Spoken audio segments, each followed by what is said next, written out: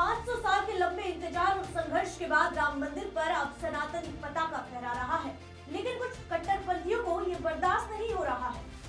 जहां जाते हर व्यक्ति राम नाम का जाप करता है, तो वहीं एक शख्स राम मंदिर परिसर में नमाज पढ़ने लगा। आखिर यह व्यक्ति राम मंदिर में क्यों गया? अगर इसे अल्लाह की इबादत करना था तो ये मस्जिद में क्यों नहीं गया? जब सुरक्षा कर्मियों ने इसे रोकने की कोशिश की तो इसने नारेबाजी करना शुरू कर दिया। सुरक्षा कर्मियों और पुलिस ने पूछताछ की, लेकिन जब तलाशी ली गई तो इसके बैग से जो निकला सब दंग रह गए देखकर।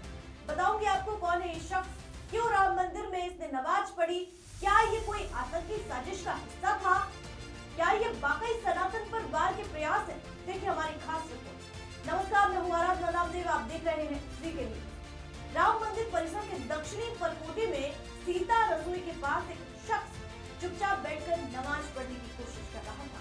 ये कोई साधारण जगह नहीं है, ये वो पवित्र परिसर है जहां रोजाना लाखों श्रद्धालु दर्शन करने आते हैं। चारों तरफ अत्याधुनिक सुरक्षा व्यवस्था है, सीआरपीएफ की तैनाती है, एसएसएफ के जवान और कई लेयर की चेकिंग, सीसीटीवी कैमरे, खुफिया एजेंसियों की नजर। फिर भी ये शख्स गेट D1 से अंदर घुस गया और वहां नमाज अदा करने लगा।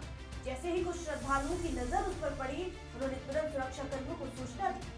सुरक्षा बलों ने उसे मौके पर ही हिरासत में ले लिया। हिरासत के दौरान उसने विरोध जताया और कुछ धार्मिक नारे भी लगाए, जिससे पूरे परिसर में तनाव का माहौल बन गया। पुलिस ने तुरंत उसकी तलाशी ली और उसके पास से मिले आधार कार्ड के आधार पर उसकी पहचान हुई कि अब्दुल अहद शेख है। व्यक्ति की उम्र करीब 55 साल है और जम्मू कश्मीर के शोपियां जिले का निवासी है।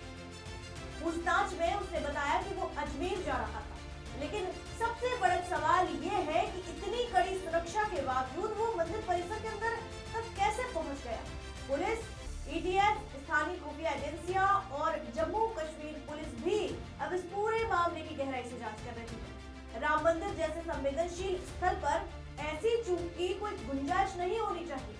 सुरक्षा विशेषज्ञों का कहना है कि ये बहुत गंभीर मामला है और इसकी वजह से मंदिर की सुरक्षा व्यवस्था पर गंभीर सवाल खड़े हो गए।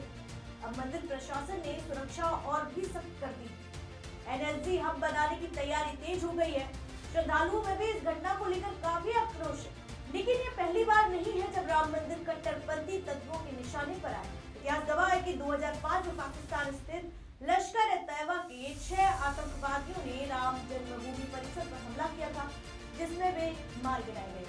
इससे पहले भी लश्कर-ए-तैयबा ने 2000 से 2004 तक कई बार हमले की कोशिश की, जिसमें 2001 में हनुमानगढ़ी पर एक कार में बम लगाकर भेजा गया था, लेकिन वह सफल नहीं।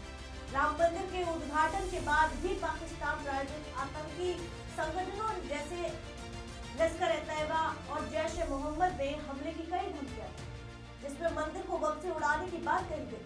हाल ही के वर्षों में ईमेल और सोशल मीडिया के जरिए कई बार बम से उड़ाने की धमकियां भी मिली, जिनकी जांच हुई और कुछ लोगों को गिरफ्तार किया गया। ये सारी बातें बताती हैं कि राम मंदिर हमेशा से कट्टरपंथियों के टारगेट पर रहा है, लेकिन इस घटना के बाद जांच के दौरान आरोपी के परिवार से संपर्क किया गया। उसके बेटे इमरान शेख ने बताया कि उसके पिता मानसिक रूप से अस्वस्थ है, लंबे समय से इलाज करा रहे हैं वे लोग और अक्सर एक जगह से दूसरी जगह पर बिना बताए वो किसी योजना के चले जाते हैं।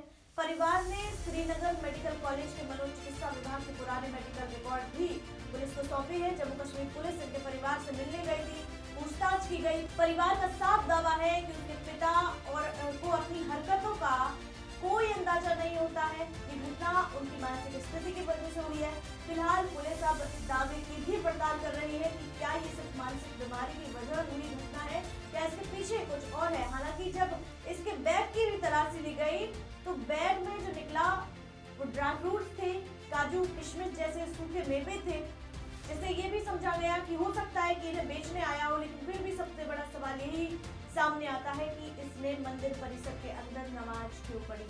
राम मंदिर सिर्फ एक धार्मिक स्थल नहीं है, बल्कि करोड़ों हिंदुओं की आस्था का केंद्र है और ये जो घटना हुई इससे सांप्रदायिक तनाव भी बढ़ गया मंदिर परिसर में। और भी अगर ये जो व्यक्ति है किसी भी गतिविधि में अगर संलिप्त पाया गया तो इस पर कार्रवाई होगी।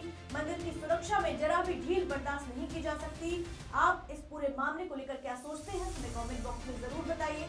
फिलहाल इस रिपोर्ट तमाम अपडेट के लिए देखते रहिए वीके न्यूज। वीके न्यूज, राष्ट्र के नाम।